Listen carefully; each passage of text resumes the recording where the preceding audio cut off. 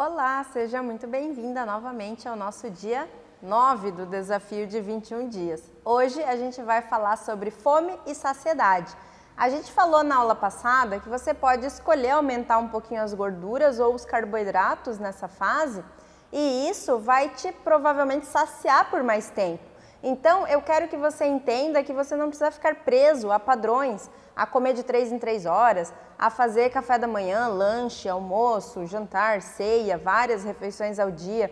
Você pode simplesmente optar por aprender a ouvir o seu corpo, porque o nosso corpo fala com a gente. Só que muitas vezes, quando a gente está muito no começo e vem de uma alimentação muito ruim, com muitos industrializados, muito açúcar, fica difícil a gente identificar a verdadeira fome. Porque com a insulina sempre alta, que é um hormônio que é liberado quando a gente come carboidratos e açúcares, a gente fica com dificuldade de entender essa percepção da fome. A gente vive com fome. E aí quando eu falo para a pessoa respeitar e só comer quando tiver fome, ela vai falar, então eu vou comer o dia todo.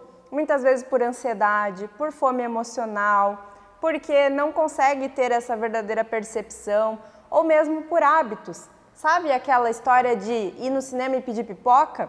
Esse é o famoso comer por hábito. São os padrões que a gente coloca na nossa cabeça, o famoso piloto automático que vai nos levando dia após dia. E por isso a gente não consegue obter resultados.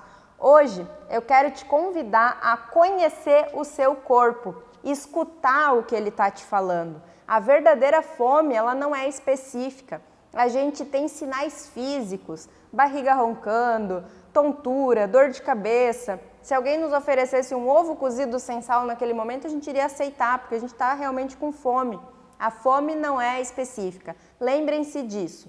Então, toda vez que você identificar a sua verdadeira fome, você vai respeitar em quantidade apropriada. Lembra do nosso prato, ele sempre vai compor a base da nossa alimentação, proteínas, vegetais com fibras, se quiser incluir um carboidrato ou uma gordura nesse momento. E aí, comer até aquilo preencher o seu estômago de forma confortável. Aí você vai parar de se alimentar e vai se alimentar novamente só quando a fome surgir novamente. Sempre bebendo bastante água durante o dia para não confundir fome com sede.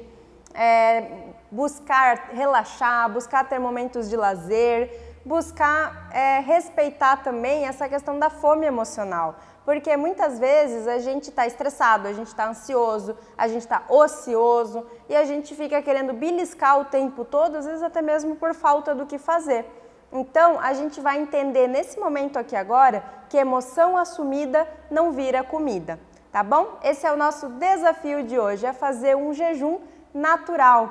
Você pode optar também pelo jejum noturno, jejum de 12 horas, de 14 horas, para limpar o seu organismo, para regenerar aquelas células mortas, melhorar o seu processo de emagrecimento também com essa regeneração celular. Mas nesse momento a gente vai focar somente nisso, não precisa se prolongar com jejuns muito extremos, porque nesse momento a gente está conhecendo o nosso corpo e aprendendo a identificar essa fome e essa saciedade. E quando a gente é gentil com o nosso corpo, a gente consegue resultados muito mais satisfatórios do que quando a gente tenta lutar contra ele, privando ele de nutrientes, privando ele de vitaminas e minerais importantes.